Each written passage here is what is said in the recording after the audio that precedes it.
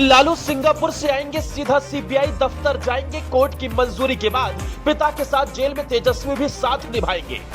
Court के एक फैसले ने नीतीश की भी उड़ाई नींद। तेजस्वी से कहा, चिंता मत करो, सीएम तुम्हें बनाएंगे, जेल से ही बिहार की सरकार चलाएंगे।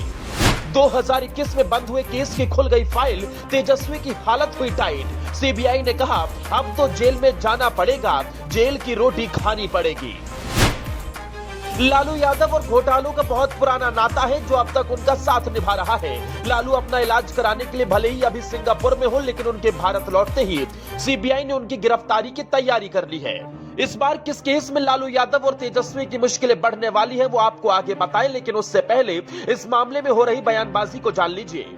गिरफ्तारी की तलवार लटकी तो सबसे पहले डिप्टी सीएम तेजस्वी यादव सामने आए। कहा कि सीबीआई को तो मैंने अपने आवास में ही दफ्तर खोलने के लिए कहा था।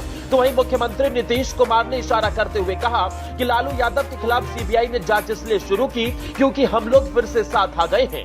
लेकिन आइए अब आपको बिना देर किए उस घोटाले के बारे में बताते हैं जिससे एक बार फिर से लालू यादव के ऊपर गिरफ्तारी की तलवार लटकने लगी है। लालू यादव पर आरोप है कि यूपीए 1 सरकार के दौरान जब वो रेल मंत्री थे तब उन्होंने पटना के 12 लोगों को ग्रुप डी में चुपके से नौकरी दी थी और उसके बदले अपने परिवार के लोगों के नाम पटना में उनकी जमीन लिखवा ली थी। सीबीआई का दावा है कि लालू यादव की पत्नी राबड़ी देवी, बेटी मीसा भारती और हेमा यादव के नाम प्लॉट्स की रजिस्ट्री कराई गई और जमीन की मामूली कीमत नकद में चुकाई गई। पूरा मामला 2004 से 2009 के बीच का है। सीबीआई को जांच में ऐसे 7 उदाहरण मिले हैं जहां उम्मीदवारों को कथित तौर पर नौकरी दी गई जब उनके परिवार के सदस्यों ने लालू प्रसाद यादव के परिवार को जमीन ट्रांसफर की। सीबीआई ने इस मामले में 2021 में प्रारंभिक जांच शुरू की थी।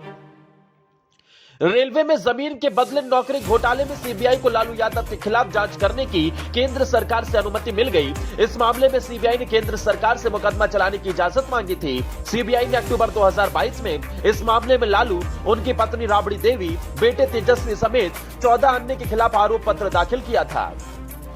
सीबीआई ने लालू यादव की बेटी मीसा भारती और रेलवे के पूर्व महाप्रबंधक को भी आरोपी के रूप में नामित किया है।